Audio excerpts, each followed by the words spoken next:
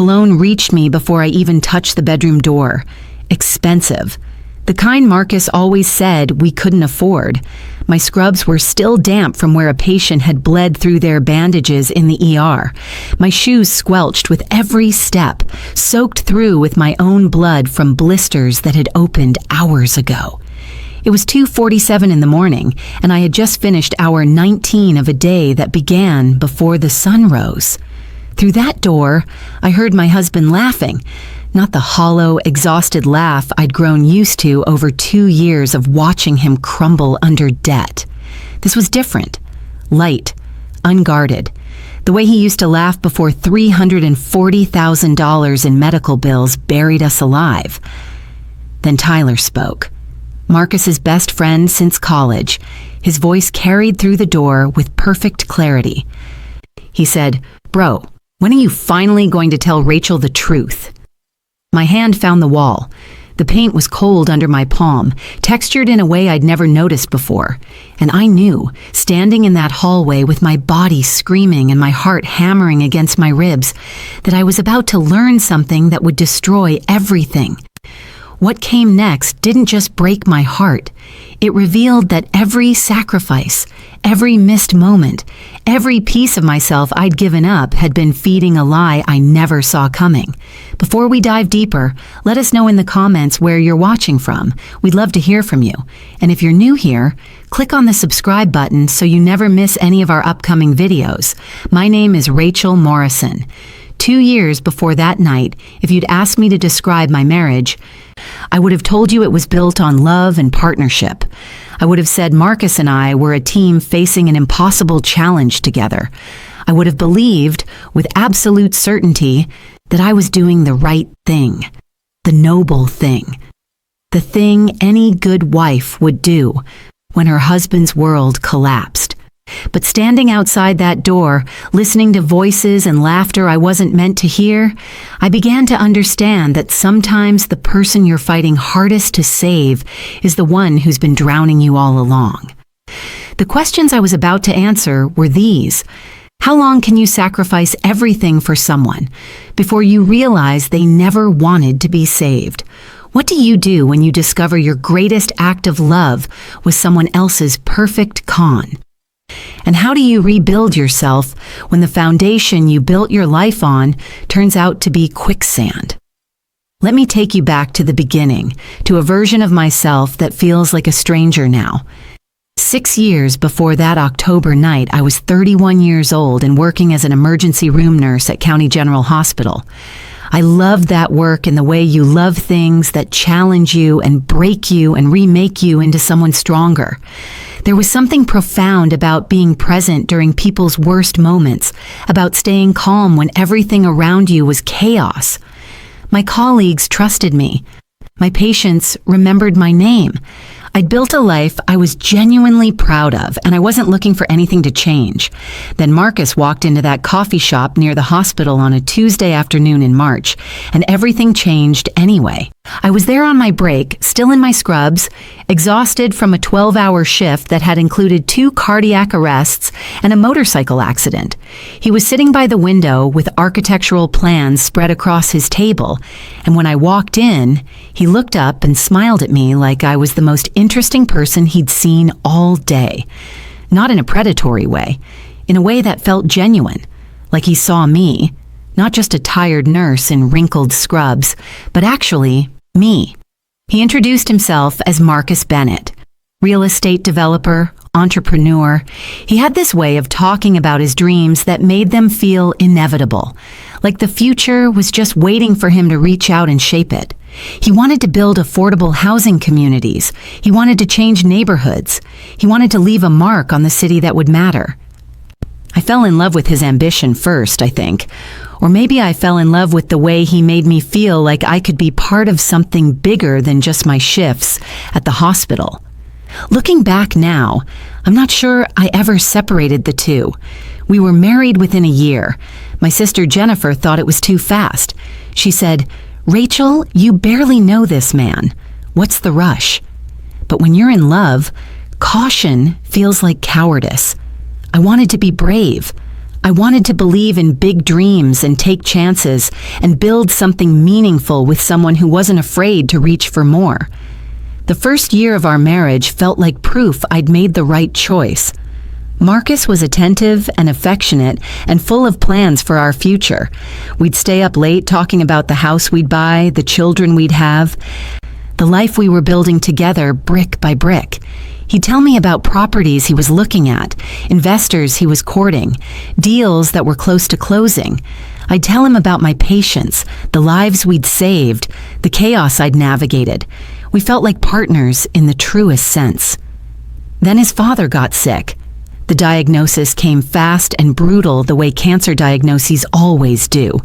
Pancreatic cancer, stage 4, already metastasized by the time they found it. Marcus's father had let his health insurance lapse between jobs, thinking he was healthy, thinking he had time, thinking it wouldn't matter. The treatments that might have given him a few more months, the clinical trials that offered hope, the experimental therapies that sometimes worked miracles, none of it was covered. It cost hundreds of thousands of dollars he didn't have. Marcus tried to help. Of course he did. What kind of son wouldn't? He took out loans. He maxed out credit cards. He borrowed from his brother, from friends, from anyone who would lend to him.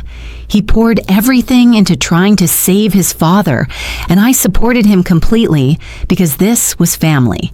This was exactly the kind of crisis that marriage was supposed to help you survive. His father died 6 months after the diagnosis. Marcus was devastated in a way that scared me. The grief settled over our home like something physical, something you could feel pressing down on you when you walked through the door. He stopped talking about his business ventures. He stopped making plans. He'd sit at the kitchen table in the middle of the night, surrounded by bills and loan statements, just staring at them like the numbers might rearrange themselves into something manageable if he looked long enough.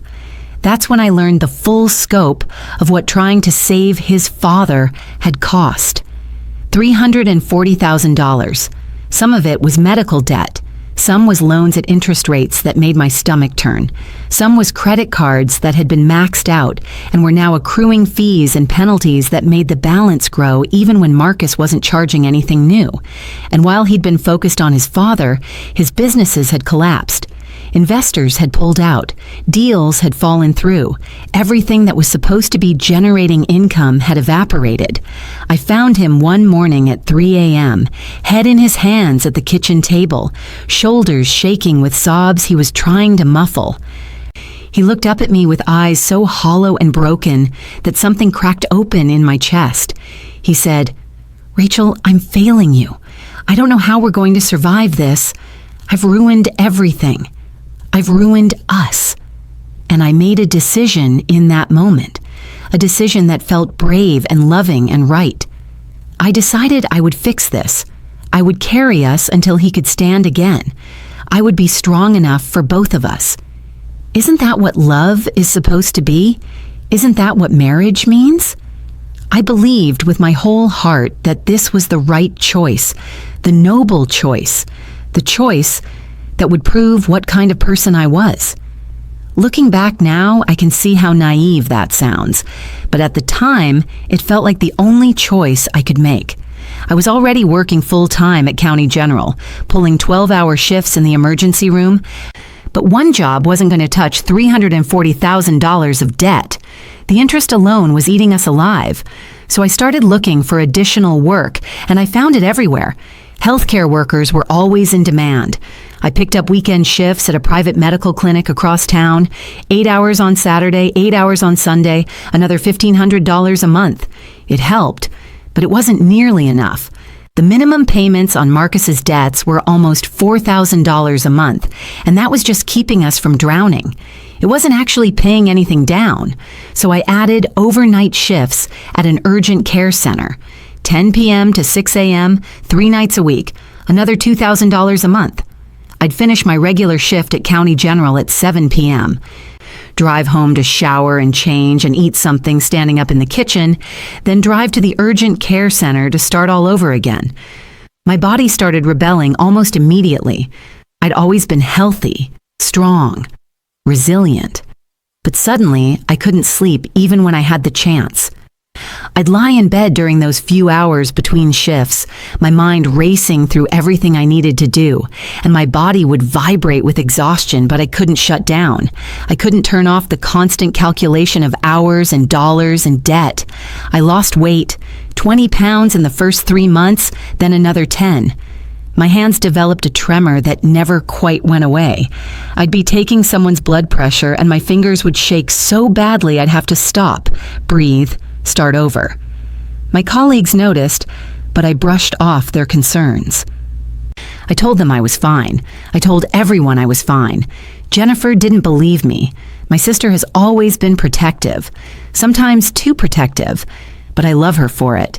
She came over one evening and found me crying in my car in the driveway.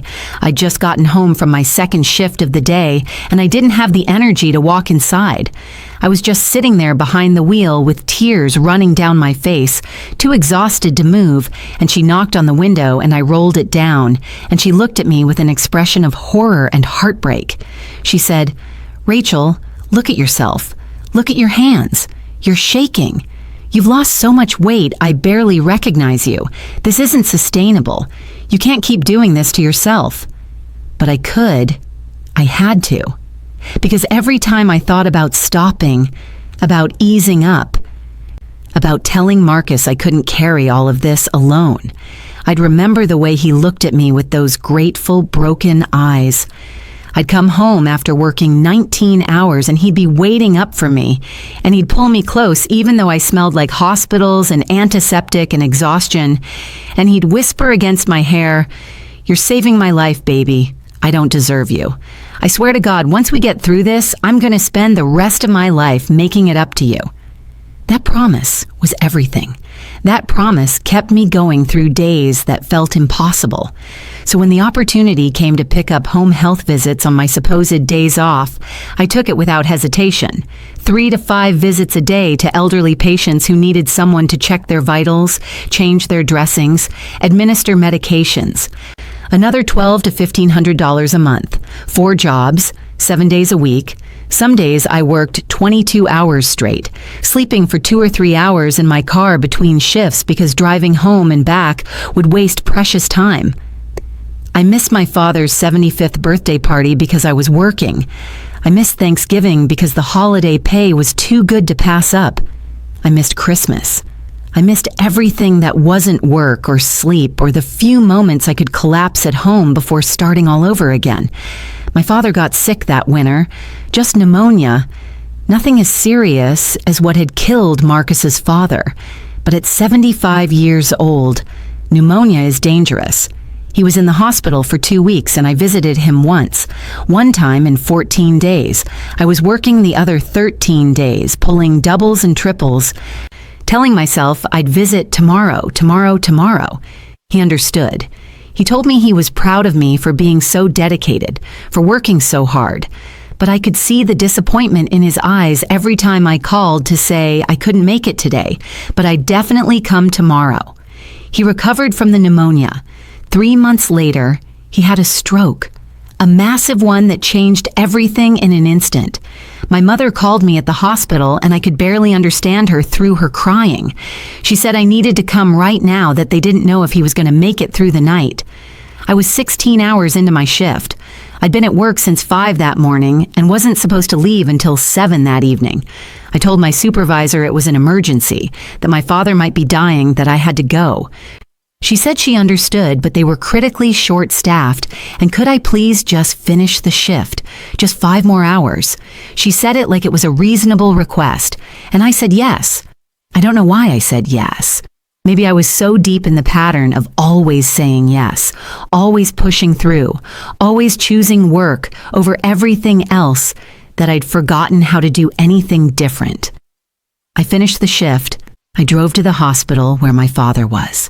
I walked through the doors of the ICU and my mother was sitting in the waiting room, and the look on her face told me everything before she said a word. He died 3 hours earlier. 3 hours. While I was restocking supply cabinets and filling out paperwork and doing all the things that had felt so necessary, so impossible to walk away from, my father had died without me there. I I couldn't speak. I just stood there in my scrubs with my name tag still clipped to my chest and my stethoscope around my neck, and I felt something inside me crack, not shatter, crack. Like a fracture line that doesn't go all the way through but weakens the entire structure. At his funeral, I couldn't stand without help. My aunt had to hold me up. People thought I was overcome with grief, and I was, but it was more than that. My body was failing. I was so exhausted, my legs literally couldn't hold my weight for more than a few minutes. Jennifer pulled me aside after the service, and she was furious in the way only someone who loves you completely can be furious. She said, "You didn't even get to say goodbye to him, Rachel. You chose work over your own father's last moments. What are you doing?" "What is this for?" I wanted to explain that it wasn't a choice, that we needed the money, that Marcus was counting on me, that I was so close to making real progress on the debt, but I couldn't find the words. And somewhere in the back of my mind, a small voice asked a question I wasn't ready to answer. Was this really about the debt anymore? Or had it become about something else? About proving I could do the impossible? About being needed so desperately that my existence became synonymous with salvation? I pushed that voice away and went back to work the next day. The debt was going down. That's what I told myself every time doubt crept in. The number was actually decreasing. 340,000 became 300,000, became 270,000. The progress was real, even if it was slow. Even if it was costing me everything. I was making a difference. I was saving us. Marcus was changing too, and I took that as proof that my sacrifice was working. He started going to the gym. He was taking care of himself again, getting back to some version of who he'd been before the grief and debt consumed him.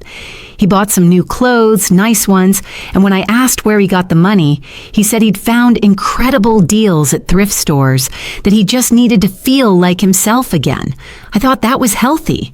I thought he deserved to feel good about himself after everything he'd been through. He started going out on Friday nights with Tyler and some other friends. Networking, he called it. Rebuilding his professional connections for when he was ready to start over. I encouraged it. I'd tell him he needed to have a life, that he needed to be around people, that I was doing all this work so we could have a future, and he should start preparing for that future now. He'd come home from these nights out in such a good mood, more like his old self than I'd seen him in years. He'd tell me about people he'd met, conversations he'd had, opportunities he was exploring, and I'd feel this warmth spreading through my chest, this sense that everything was working, that my sacrifice was paying off, that we were going to make it. But there were small things, inconsistencies that didn't quite make sense if I thought about them too hard, so I tried not to think about them. A credit card statement showing a $487 charge at a restaurant I'd never heard of. Business dinner, Marcus explained. One of the investors I'm trying to connect with. I had to make a good impression. I believed him because I needed to believe him. A gym membership that cost $200 a month when our washing machine was broken and we were hauling our laundry to the laundromat every week. I got a deal, he said. First year at a reduced rate. And I need this, Rachel. I need to feel good about myself again. I believed him because the alternative was too painful to consider. The cologne. The expensive cologne I could smell on him after his nights out. The same cologne I smelled every time I walked past the department store and saw bottles that cost $300. He said a friend had given it to him as a gift. I believed him because I was too tired to ask follow-up questions. The way he'd angle his phone away when I walked into the room. Just a quick, subtle movement. Almost unconscious. Work stuff, he'd say if I asked. Just boring emails.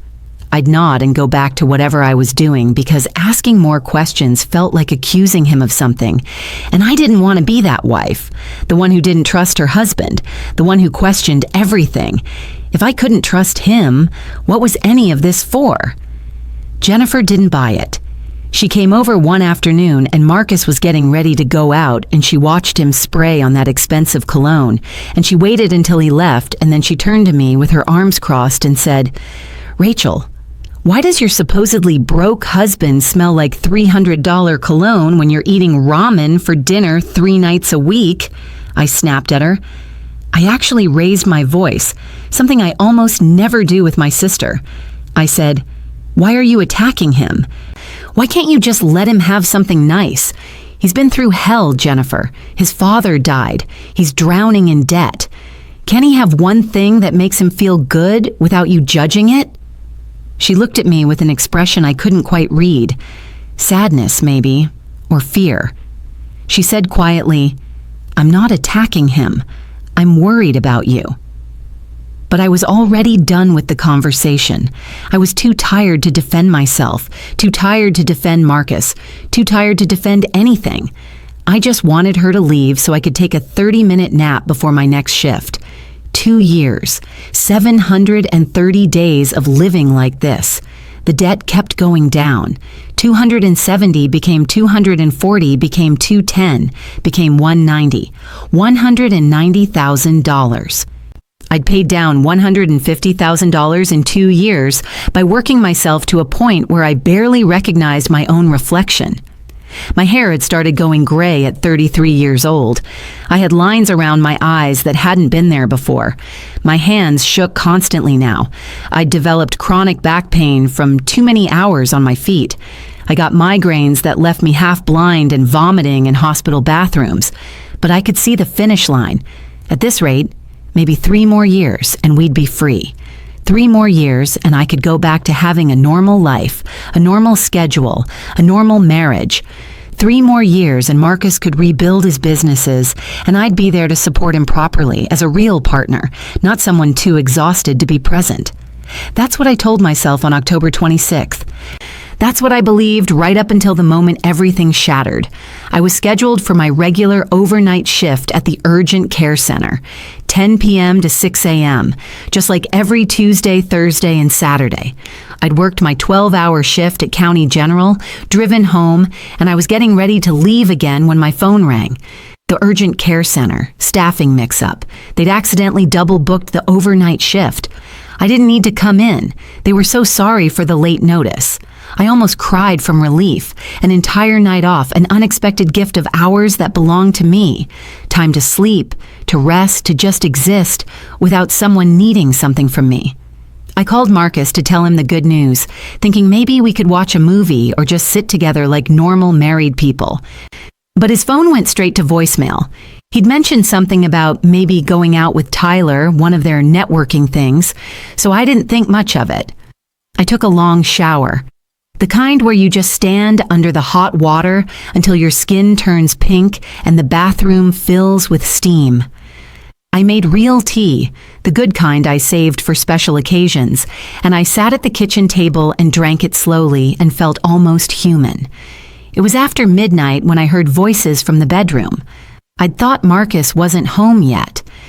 The house had been dark and quiet when I'd come out of the shower, but he must have come in while I was in the bathroom, or maybe he'd been home the whole time and I'd just been too focused on savoring my unexpected evening off to notice.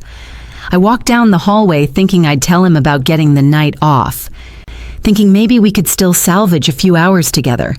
That's when I smelled it, the cologne, and underneath that, cigar smoke, sweet and thick and expensive, and whiskey, the kind that costs more than my weekly grocery budget. I heard Tyler's voice first, slightly slurred. "Bro, I gotta say it. These Friday nights at the Diamond Club? You've been absolutely crushing it. That girl from last week couldn't keep her hands off you." The Diamond Club. I knew that name. It was the most exclusive nightclub in the city, the kind of place where bottle service started at $500, and the dress code alone required clothes I couldn't afford. That girl.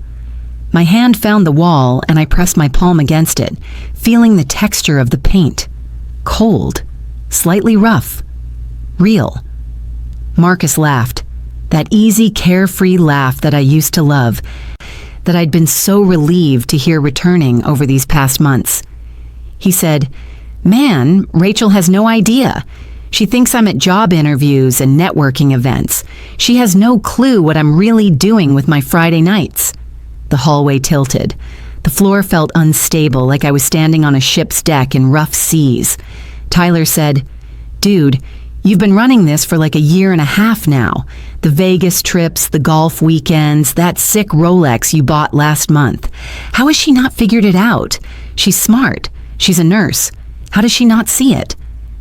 A year and a half, 18 months. While I'd been working 4 jobs, while I'd been missing my father's last months, while I'd been destroying my health and my life to save us, he'd been doing this for 18 months. And then Marcus said something I will remember for the rest of my life. His voice was casual, amused, like he was sharing a clever strategy. He said, "Because she's too busy working herself to death to notice anything, man. Why would I stop her? I've got the perfect setup. She thinks she's my savior, but she's really just my personal ATM. The debt's real, I'm not lying about that. But it's not going anywhere because I'm not actually paying it down. I'm living. She's grinding herself into the ground, and I'm living my best life. As long as she thinks we're drowning, she keeps working, and I keep enjoying myself. Best decision I ever made, convincing her she could save me. She's so desperate to be the hero, she'll work until she literally drops dead." Tyler laughed. It was an uncomfortable laugh, but he laughed. He said, "What about that consulting gig you've got going, the side business?" Marcus said, "She doesn't know about that either. Brings in about $4,000 a month, goes straight into my personal account. She thinks I'm completely unemployed. She thinks she's the only thing keeping us afloat. $4,000 a month for 18 months. That was $72,000. $72,000 he'd earned and hidden while I worked 22-hour days, while I missed my father's death, while I destroyed myself. The floor disappeared. That's what it felt like the ground had simply ceased to exist, and I was falling through empty space with nothing to grab onto. I don't remember deciding to open the door. I don't remember my hand reaching for the knob or turning it. But suddenly I was standing in my bedroom doorway, and they were both staring at me like I'd materialized out of thin air. Marcus was on the bed with a drink in his hand, wearing a watch I'd never seen before. A Rolex. An actual Rolex gleaming on the wrist of a man who'd told me 3 weeks ago that we couldn't afford to fix our washing machine. Tyler was in the chair by the window, and his face drained of color so fast I could literally watch it happen. My voice came out strange, flat, dead. I said, "Say it again." Marcus tried to stand, tried to smile, tried to activate whatever charm had worked on me for so long. He said, "Baby, you're home early. We were just..." I cut him off. "Say it again, all of it, to my face this time." Tyler stood up. He said, "Rachel, But I held up my hand, and he stopped talking. I said to Tyler, "Sit down. You're going to stay here, and you're going to watch this." My voice was still that flat, cold thing that didn't sound like me. Tyler sat. Marcus was backpedaling now. He said I'd misheard. They were joking around. I knew how guys talked. I was exhausted and not thinking clearly. I said, "Show me the watch." He tried to refuse, started saying I was being dramatic, that I was overreacting. So I walked over to him and I grabbed his wrist. My hands were shaking so badly I could barely grip it, and I yanked up his sleeve. There it was. A Rolex Submariner, stainless steel with a blue face. I'd seen enough of these on doctors and wealthy patients to know this was real, and that it cost at minimum $15,000. Gleaming on the wrist of my husband, who'd watched me cry 3 weeks ago because I'd had to choose between our car payment and buying flowers for my father's grave. Something inside me didn't break. It crystallized. It hardened into something sharp and clear and absolutely without mercy. I looked at Tyler and I said, "You're going to tell me everything, every single thing. And if you lie to me, if you leave out even one detail, I will personally make sure your wife knows you were here tonight, that you've been part of this for however long it's been going on, and that you said nothing." Tyler's marriage was rocky. Everyone knew that. The threat landed exactly as I'd intended. He cracked immediately. The guilt had clearly been eating at him, and he wanted to be rid of it. He told me about the Friday nights at the Diamond Club, bottle service, VIP sections, Women. Not one woman. Multiple women over months. He told me about 3 separate trips to Atlantic City. Long weekends at casino resorts, gambling and drinking and living like someone with money to burn. He told me about golf weekends at resort courses that cost thousands of dollars. He told me about the designer clothes Marcus kept in a locker at his gym so I wouldn't see them, shoes that cost $600, jackets that cost more than my car payment, an entire secret wardrobe for an entire secret life. And then Tyler told me about Vanessa. 28 years old, works in marketing. Met Marcus at one of his so-called networking events 6 months ago. She had no idea he was married. He told her he was divorced, that it had been messy, that he was rebuilding his life. Marcus had been paying her rent, $2,400 a month for the past 4 months, an apartment in one of the trendy neighborhoods downtown. He'd bought her a car. Used, but still $18,000. Jewelry, dinners, weekend trips. I was funding my husband's affair. I was working 4 jobs, sleeping in my car, missing my father's death, and the money I was earning was paying for another woman's life. I looked at Marcus and he was trying to look defiant, but I could see panic in his eyes. Real panic. He was realizing his perfect setup was ending and he didn't know how to stop it. I said, "I want you out. 1 hour to pack your things. If you're still here in 61 minutes, I'm calling the police and showing them evidence of financial fraud." Marcus said, "You can't prove." I cut him off. "Try me." He stood up and started with the excuses. He was under pressure. He deserved to live a little. I was always working anyway. What difference did it make? He did love me. He was just going through something. He'd made mistakes, but he could fix this. We could go to counseling. I looked at my watch. I said, 59 minutes. I called Jennifer. I told her I needed her and her husband David to come immediately, that it was an emergency, and I needed them not to ask questions until they got here. She heard something in my voice and said they'd be there in 15 minutes. They were. David is an attorney, and he helped me photograph everything. The Rolex, the expensive cologne bottles, the bottle of whiskey. Tyler agreed to provide testimony to be a witness. I think he was relieved to finally be doing something right. By 4 a.m, Marcus was gone. His things were packed. He was crying by the end, real tears, saying he was sorry, that he'd made terrible mistakes, that he loved me. I didn't respond. I had nothing left to say to him. The next morning, I started making calls. First, a divorce attorney. I didn't want just any attorney. I wanted the best one I could find for cases involving financial abuse. Her name was Laura Hernandez, and her consultation fee was $500. I paid it without hesitation. Second call was to a forensic accountant. Third was to a private investigator. I wasn't playing anymore. I was going to find out exactly what Marcus had done, and I was going to make sure he faced consequences for all of it. The forensic accountant's name was Derek Chen. He charged $200 an hour and told me most investigations took 20 to 40 hours. I told him to take as long as he needed. What Derek found was worse than I'd imagined. That $340,000 in debt. Only $160,000 of it existed before we got married. The other $180,000 Marcus had accumulated after our wedding. While I was working, while I thought we were partners, credit card debt for things I'd never seen, loans I'd never known about, all of it after our marriage, all of it debt I was legally responsible for in our community property state. But Derek found something else. Marcus's failed businesses? They weren't failures. The real estate consulting company was generating about $4,000 a month, had been for 18 months. $72,000 hidden.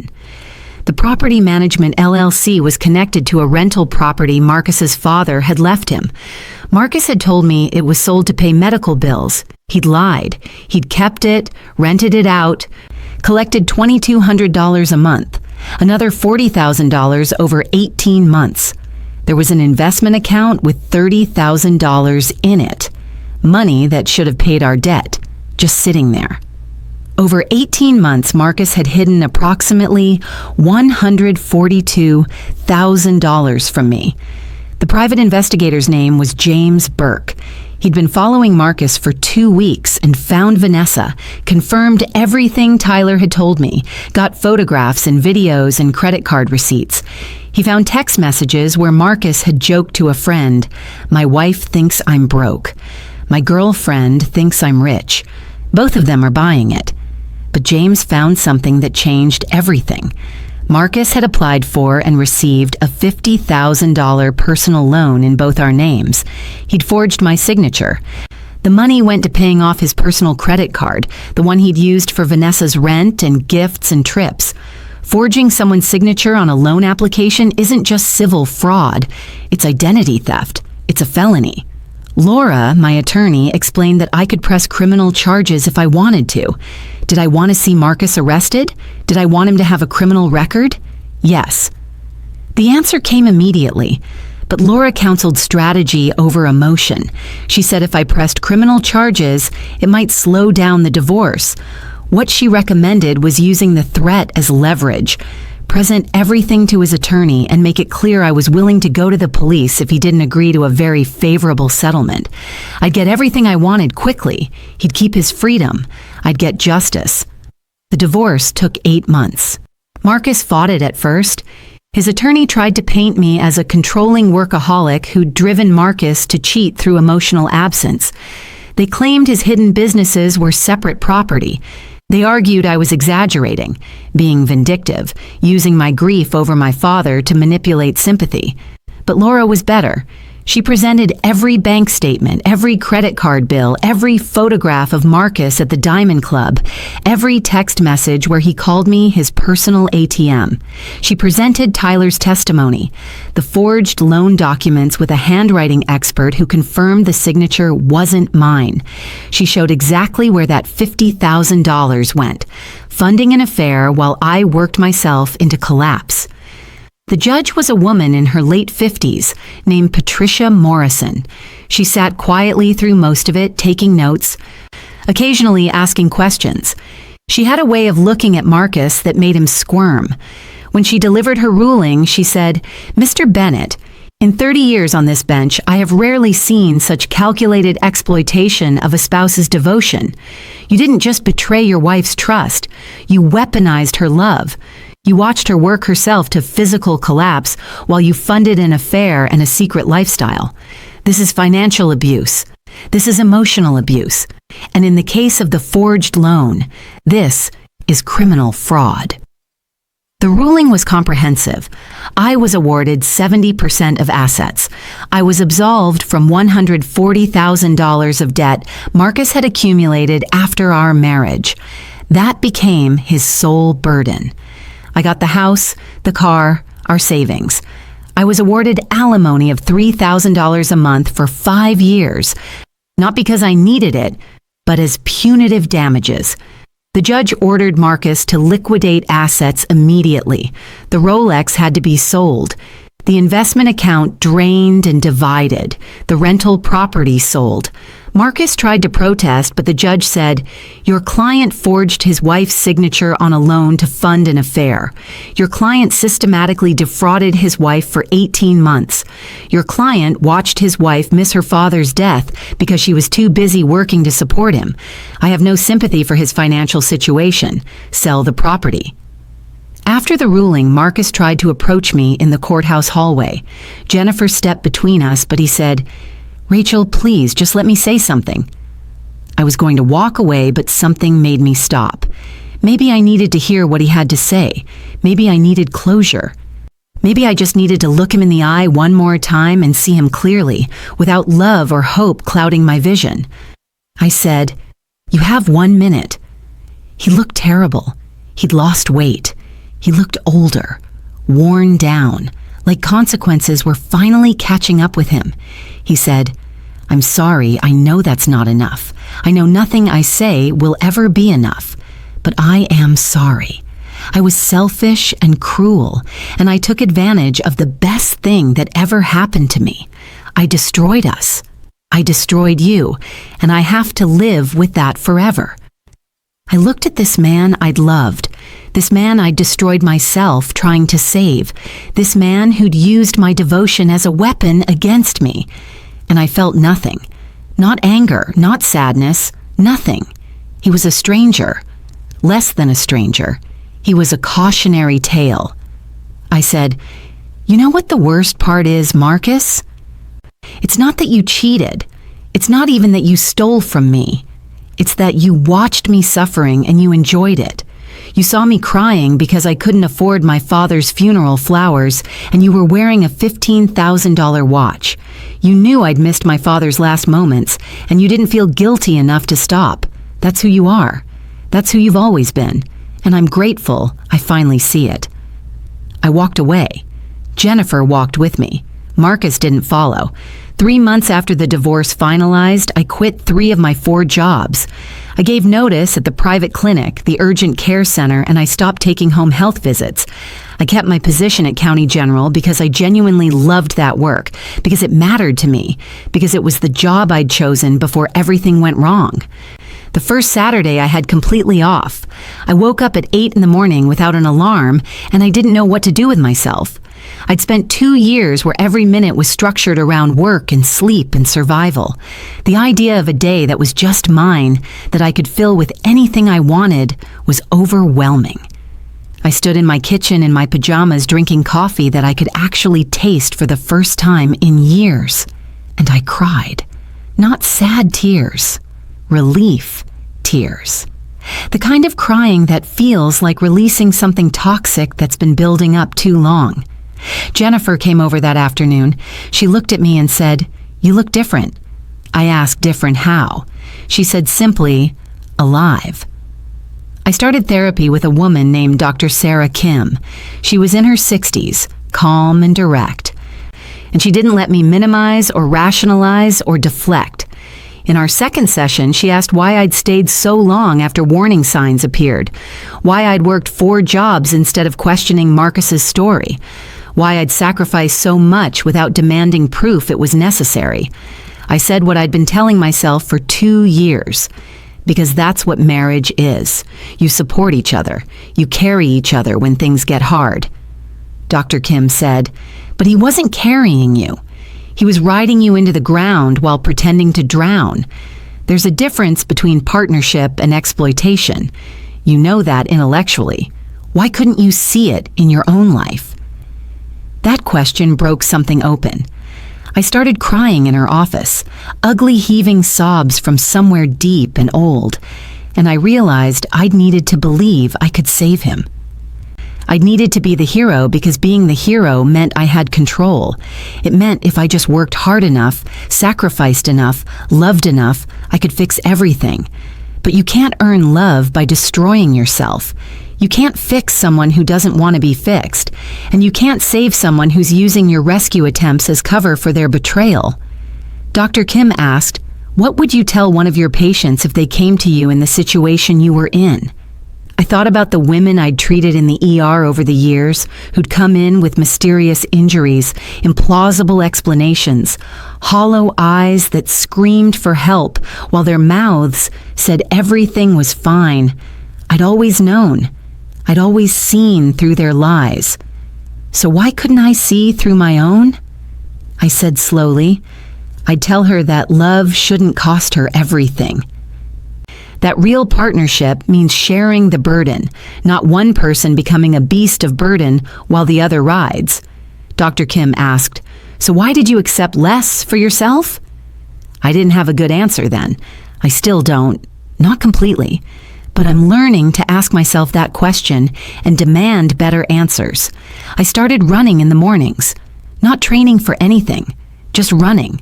Because it felt good to move my body in a way that wasn't about getting to work or collapsing into sleep. I started showing up for my niece Emma's soccer games. She was 11 and I'd missed almost 2 full seasons because I'd been working. The first time I showed up, her face lit up with pure joy and disbelief. "Aunt Rachel, you came!" Like it was a miracle, like my presence was an extraordinary gift. And maybe it was. Maybe showing up for people who love you is more extraordinary than we think. After the game, Emma ran over and hugged me and said, "Are you going to come to more games?" I said, I'm going to come to all of them. And I did.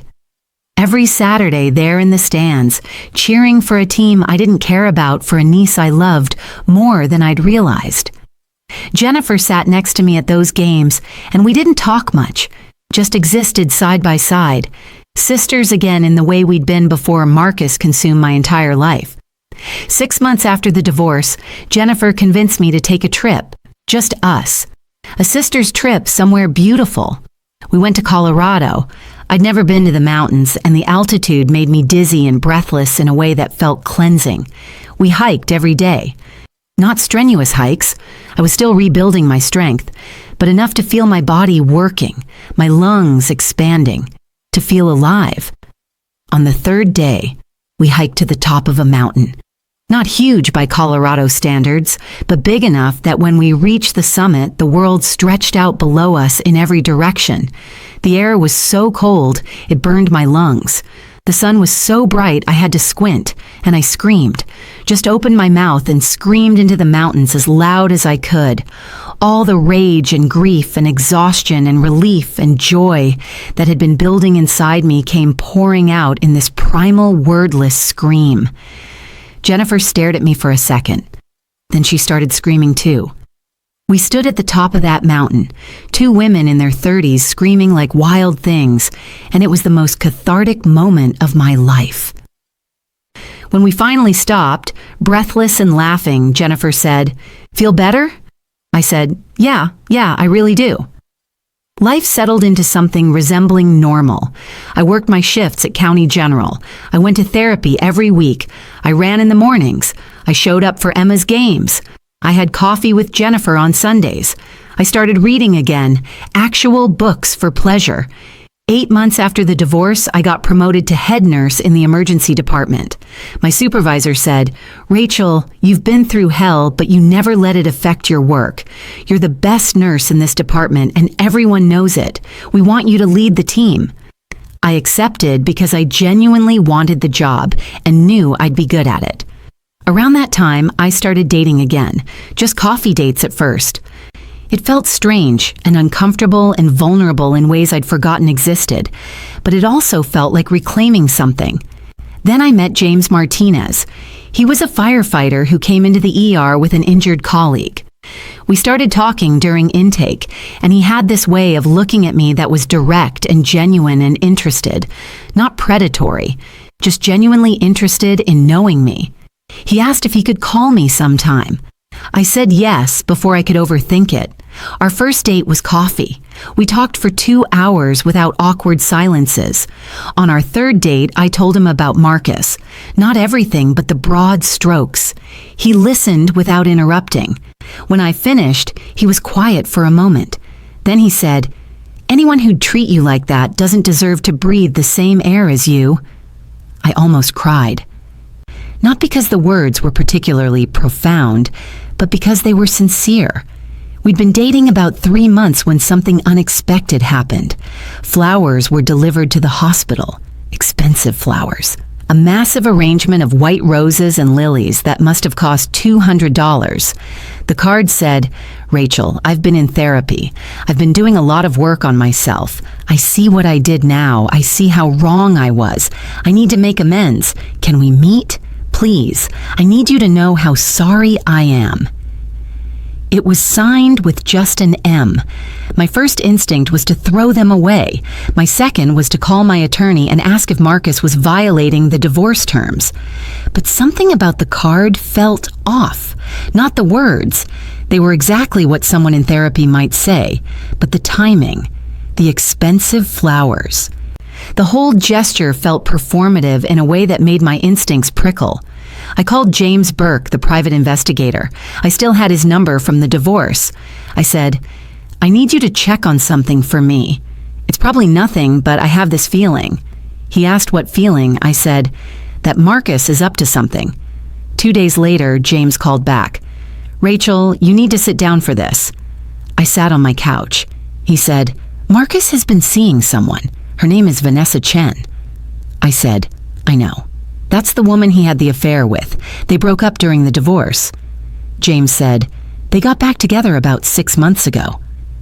That surprised me, but didn't devastate me. I didn't care who Marcus was dating. But James continued, "Rachel, he's planning to marry her. Soon, in the next few months. And here's the thing. Vanessa comes from money. Serious money. Her father owns commercial properties all over the city. Her family is wealthy." Something cold settled in my stomach. I asked why he was telling me this. He said, "Because I found an email Marcus sent to one of his friends. He was bragging. He said, 'Rachel destroyed my finances in the divorce. Vanessa's my retirement plan. Her dad owns half the commercial real estate downtown. Once I marry in, I'm set for life. Just gotta play the reformed man angle for a few more months, and I'm golden.'" The room felt very still. James said gently, "He's doing it again, running the same con on someone else. The flowers he sent you? I think that was part of the image rehabilitation. He probably mentioned it to Vanessa or her family. Look, I'm even making amends with my ex-wife. I'm a changed man doing the work." I thought about Vanessa, 28 years old, probably kind, probably trusting, probably believing she'd found a man who'd made mistakes but genuinely wanted to do better. I asked if he had proof. He said he had everything. I said, "Send it to me. All of it." James hesitated. "Rachel, what are you going to do?" I said, "I'm going to make sure she knows what she's getting into." I sat in my living room for a long time staring at the flowers Marcus had sent. White roses and lilies, symbols of purity and devotion. The irony was almost funny. Then I opened my laptop and composed an email to Vanessa. I kept it factual, introduced myself as Marcus's ex-wife, said I'd recently learned they were planning to marry and I felt she deserved certain information before making that decision. I attached all the documentation James had sent, the forensic accountant's reports showing hidden income and systematic fraud, text messages where Marcus called me his ATM, court documents from the divorce, and most importantly, the recent email where Marcus explicitly stated he was marrying Vanessa for her family's money. I ended with, "You don't know me and have no reason to trust me. For all you know, I'm a bitter ex-wife trying to sabotage your happiness, so I'm not going to tell you what to do. I'm just giving you information and letting you make your own decision. I wish someone had given me this information 2 years ago. It would have saved me from a lot of pain. Whatever you decide, I hope you find happiness." I sent it before I could second-guess myself. 3 days later, I got a response. "Ms. Morrison, thank you for sending this. I don't know what to say except I'm grateful and horrified. I confronted Marcus with everything you sent. He denied it at first, then tried to explain it away, then finally broke down and admitted most of it. He swore he'd changed. He swore what he felt for me was real, but I can't trust him. I can't build a life with someone capable of what you described. I've ended our engagement.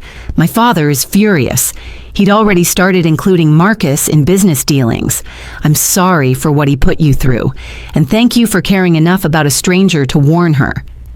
I read the email 3 times. Then I closed my laptop and sat very still and felt something I hadn't expected. Peace. Not satisfaction exactly, not revenge, just peace. Marcus's plan had failed. He tried to run the same con twice and someone had stopped him. 2 weeks later, I heard through acquaintances that Marcus was working 2 actual jobs now, a sales position at a real estate office and weekend shifts at a retail store, living in a small apartment, driving the same old car, actually paying down his debt. I didn't feel triumphant. I just felt like maybe he was finally facing consequences. Maybe he was learning what it felt like to actually work for something. Maybe he'd become better, or maybe he wouldn't.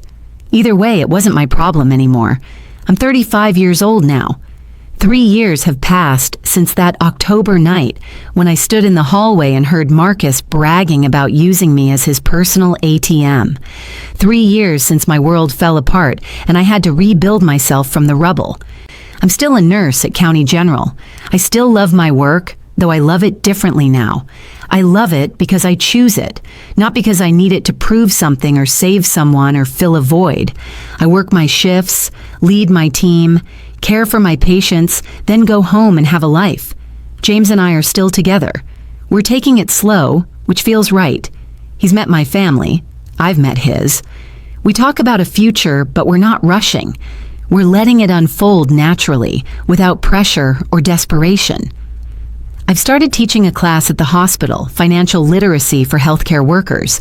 It meets once a month, and I share everything I learned through my disaster of a marriage.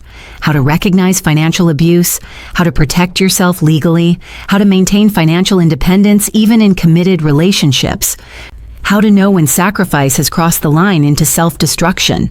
The class is always full. Every session, I see women and some men who recognize themselves in my story, who've been working too hard, sacrificing too much, carrying burdens that aren't entirely theirs to carry. I tell them what I wish someone had told me. You can't save someone who doesn't want to be saved. You can't fix someone who's using your rescue attempts as a weapon. And love, real love, shouldn't destroy you. Jennifer and I have coffee every Sunday. Emma is 13 now and starting to ask me questions about relationships and boys, and how you know if someone really cares about you. I tell her the truth. Sometimes you don't know until it's too late, but you can pay attention to actions more than words. You can trust your instincts.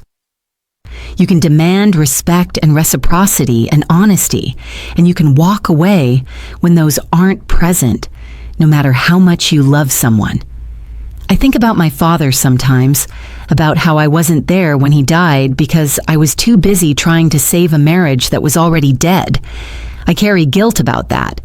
Dr. Kim tells me guilt is natural, but it's also a trap. My father knew I loved him. He knew I was doing what I thought was right. He wouldn't want me spending the rest of my life punishing myself for a choice I made with incomplete information. I don't know if I believe her completely, but I'm trying to. Last month, I ran into Tyler, Marcus's former best friend who'd been there that night, who'd witnessed the confrontation, who'd testified in my divorce. We were at a coffee shop and we saw each other, and there was an awkward moment where we both considered pretending we hadn't. But Tyler walked over. He said, "Rachel, hi, can I talk to you for a minute?" I said yes, even though I wasn't sure I wanted to hear whatever he was going to say. He looked uncomfortable. Guilty. He said, "I've wanted to apologize to you for a long time. I should have told you what Marcus was doing months before you found out. I knew it was wrong. I knew you deserved to know. But I kept quiet because he was my friend, and I didn't want to betray him. That was cowardice. I betrayed you instead, and I'm sorry." I looked at this man who'd been complicit in 18 months of lies, who'd gone with Marcus to the Diamond Club, who'd known about Vanessa, who'd watched me destroy myself, and said nothing. I asked if he and Marcus were still friends. Tyler shook his head. "No, we haven't spoken since the divorce. I can't be friends with someone who'd do what he did. It changed how I see him. It changed how I see myself, honestly. I went to therapy for a while, working through my own issues about loyalty and boundaries and what it means to be a good person." I said, "Good. I'm glad you did that." He looked surprised, like he'd expected me to still be angry, and maybe I should have been. But I was tired of being angry. Anger is exhausting, and Tyler wasn't worth that energy. I said, "I forgive you. Not because what you did was okay. It wasn't. But because holding on to anger hurts me more than it hurts you, so I'm letting it go." Tyler's eyes got wet.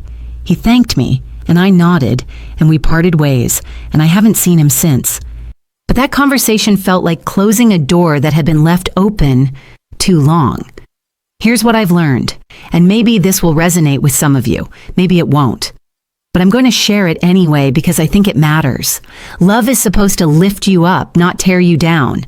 Marriage is supposed to be a partnership where both people carry the load, not an arrangement where one person becomes a beast of burden while the other rides. And sacrifice is only noble if it's reciprocated, if it's appreciated, if it's part of a mutual commitment to each other's well-being. If you're in a relationship where you're working yourself to exhaustion, where you're giving everything and getting nothing back, where you're making endless sacrifices while your partner seems comfortable, pay attention to that. Trust your instincts. Ask questions. Demand transparency. Don't do what I did.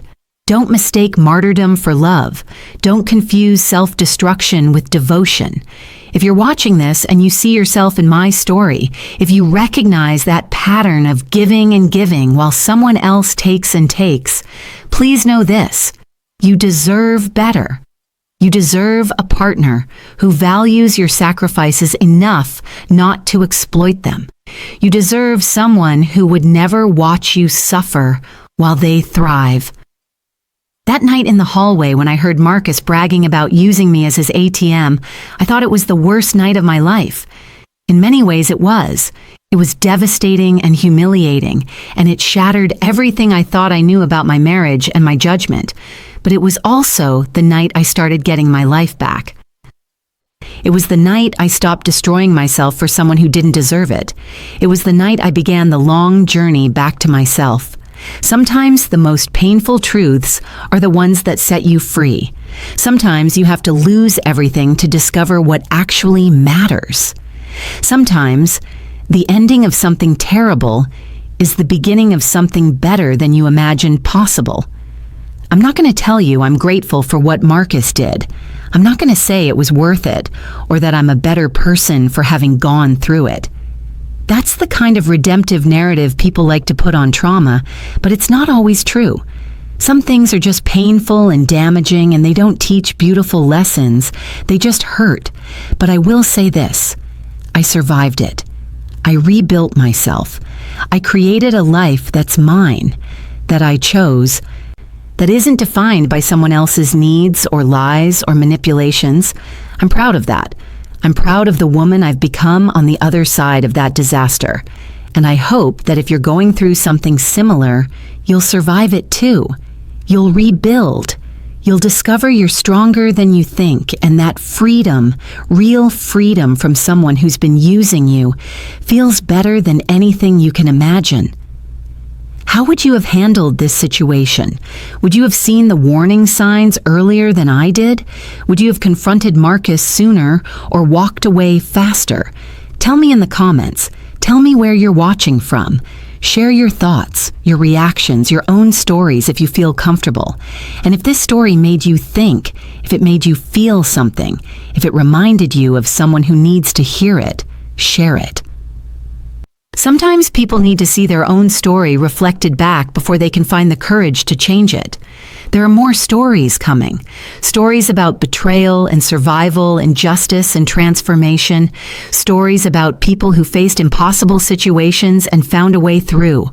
If this resonated with you, subscribe so you don't miss them. Remember, you are never, ever too far gone to reclaim your life. You are never so deep that you can't climb out. You are never so trapped that freedom is impossible. It might be hard. It might be the hardest thing you ever do, but you can do it. You're stronger than you know. You're more resilient than you think. And you deserve so much more than someone who would use your love as a weapon against you. Thank you for watching. Thank you for listening. Thank you for being here with me through this story. I'll see you in the next one.